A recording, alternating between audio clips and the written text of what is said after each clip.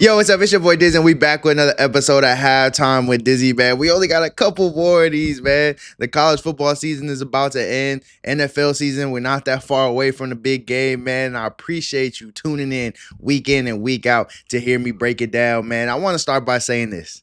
I apologize, all right? Yes, me, Donovan Clinton, I am apologizing to Justin Herbert fans, all right? Because I sat there and said he need to be a difference maker. He need to be a game changer. I think the Chargers O-line thought it was routes on air against the Patriots. They thought it was 7-on-7. I mean, the way that they were not blocking for Justin Herbert.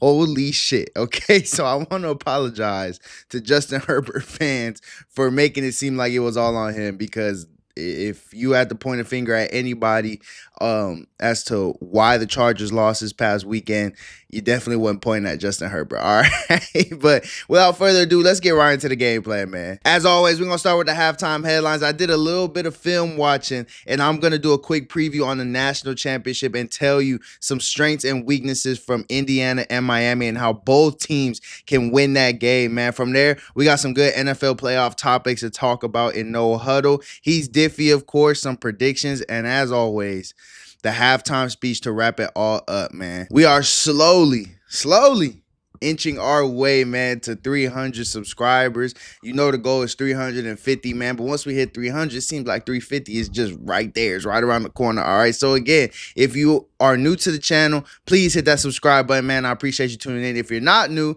I appreciate you even more. Please hit that share button. Share this video with somebody you know that loves football, loves good vibes. And let's get into the show, man.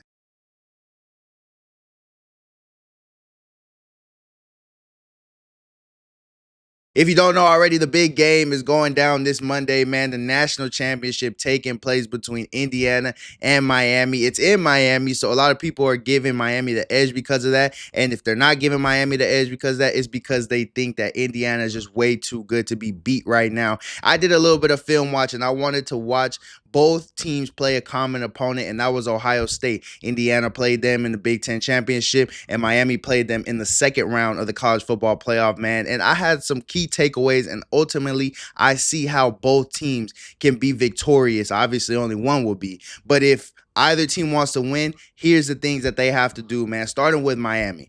There's a narrative out there that Miami is the more physical, more aggressive team, and I don't agree. I think it's Indiana. I think Indiana is very punch you in the mouth offensively, and on defense they are so opportunistic, man. That's why they lead the nation in turnovers. They turn the ball over, and then when their offense gets that ball, they put it in the end zone, man. And I think offensively for Miami, if they want to win, they got to use that aggressiveness against them. They got to establish long drives to keep their offense off the field. Cristobal said it best after playing Ole Miss. Our best defense was to keep their offense off the field. They have to try to have that same mindset against Indiana. Not only that, but I think if they can mix in some RPOs, they can spring off big plays with Malachi Tony and these other receivers. While these linebackers are going to be quick triggering to Mark Fletcher in this run game, send Tony on some bang eights, on some hitch routes, and have Carson Beck do the fake run action and hit him right away, get him wide open in space. I think that can create big plays and swing momentum. This is going to be a Carson Beck game. He is going to be the ultimate difference maker of this game. He has to have the best mentally sound game that he's ever had in his career. Indiana likes to go a lot of zone, a lot of send pressure in zone, and so he's got to be able to find the open windows and the open holes in the zone and get it to his wide receivers. Julian Saint threw an interception on his first drive against Indiana because he had his eyes in the wrong spot. If he gets his eyes just one spot over in that zone defense, he would have hit his receiver wide open on a deep curl.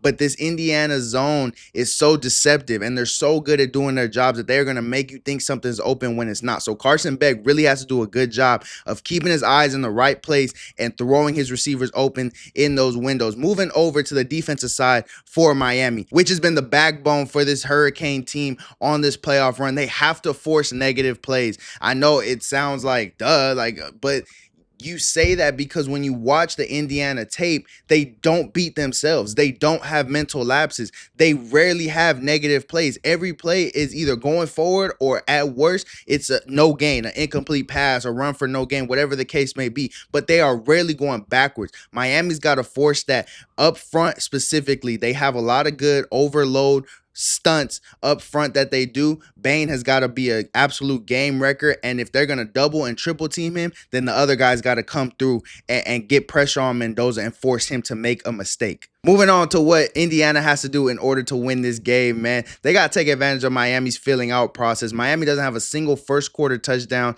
in these college football playoffs. So if Indiana can start fast, score once, maybe even twice in that first quarter, it can have a huge impact on how this game ends. How do you do that? Continue to dominate the line of scrimmage like you've done all season long. In pass protection, you got to continue to protect Mendoza.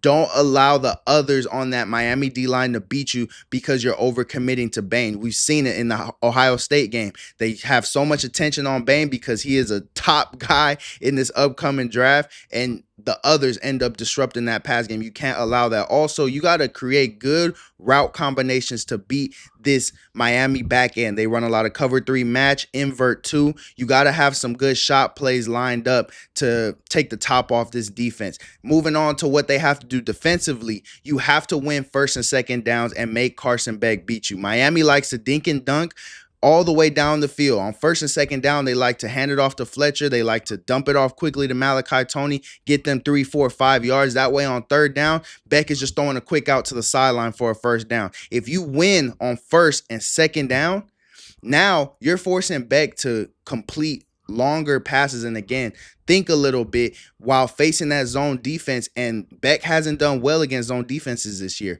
So you have to force that to happen in order to have success against this Miami offense. And most of all, you cannot let Mark Fletcher and this O-line get warmed up and get momentum and get going. We've seen late in games, he is an absolute closer, an absolute killer if you let him have the 5, 6, 7 yard gains all throughout the game. So if Indiana can do that, they will no doubt be victorious, man. Let me know what y'all think in the comments. Let's move on to No Huddle. Griffin, let's go! Let's go?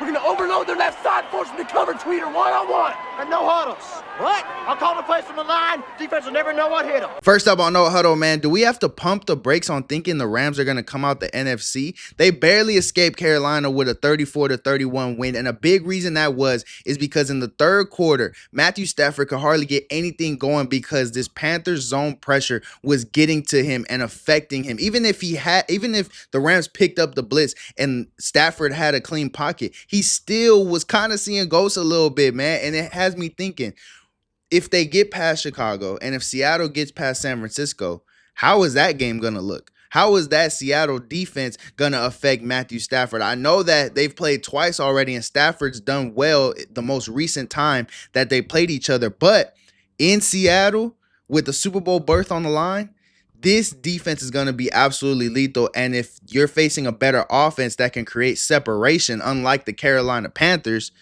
the Rams might be in trouble. All right, I want to know what y'all think about this. Let's move on to the next topic on No Huddle, man. I got to give flowers to San Francisco's head coach, Kyle Shanahan. Listen, Kyle Shanahan is putting the narrative of, oh, well, my team's best player is hurt. He's putting all that to bed.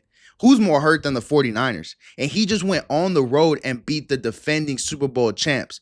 But you sit there and make an excuse every time your team doesn't win because your best player is hurt. Kyle Shanahan is putting all of that to bed. Now, I know that Kyle Shanahan isn't in every locker room. So you can't sit there and say, well, it's possible for every team to do it because not every team has Kyle Shanahan. But that only strengthens the point that Kyle Shanahan might have the best case for coach of the year, considering that he's gotten this far with this banged up of a team, man. Speaking of head coaches, longtime Pittsburgh Steelers head coach, one of the best in the game, Mike Tomlin, has informed the team that he will be stepping down and no longer be the head coach of the Pittsburgh Steelers, man.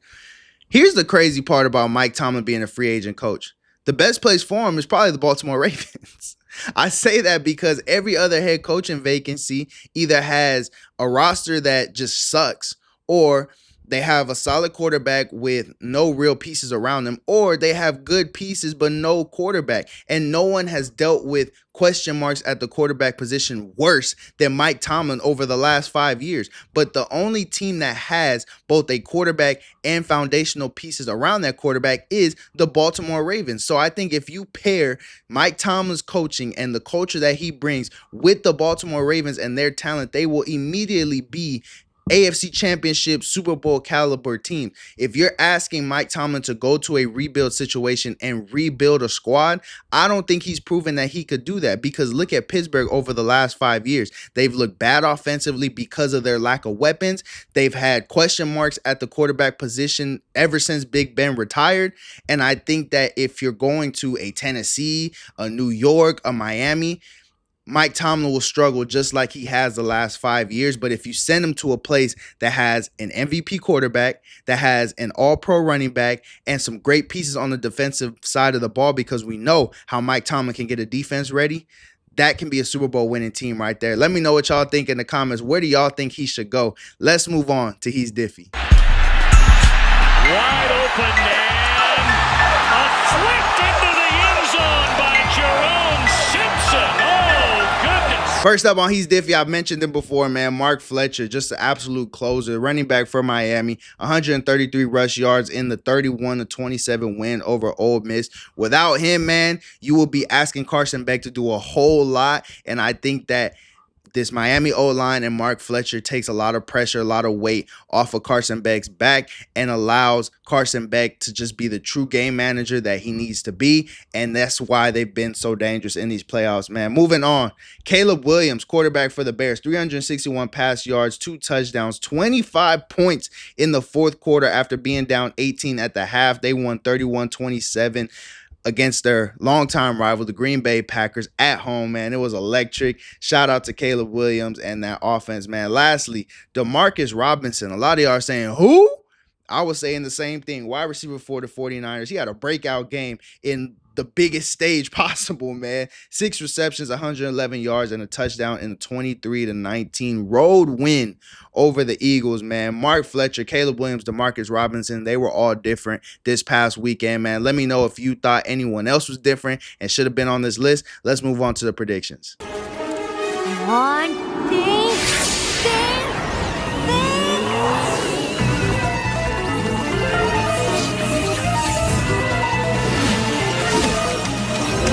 It's starting to be less and less games to predict, man. We're getting closer and closer to the end. Let's start with the NFL playoffs, since that will be taking place before the national championship, man. Bills going down to Denver to take on the Broncos. I'm sticking with my theory that Josh Allen it's his time. It has to be, because no one else is in the playoffs that he usually loses to. So I think he's going to go out and try to beat everybody. And I think he's going to be victorious again. Give me the Bills to win on the road against the Broncos. Yeah, man, I said it. 49ers going down to Seattle to take on the Seahawks. I got the Seahawks win this game. The 49ers have had a hell of a run with this banged up ass team, man, but I think it ends this weekend. I got the Seahawks win this game.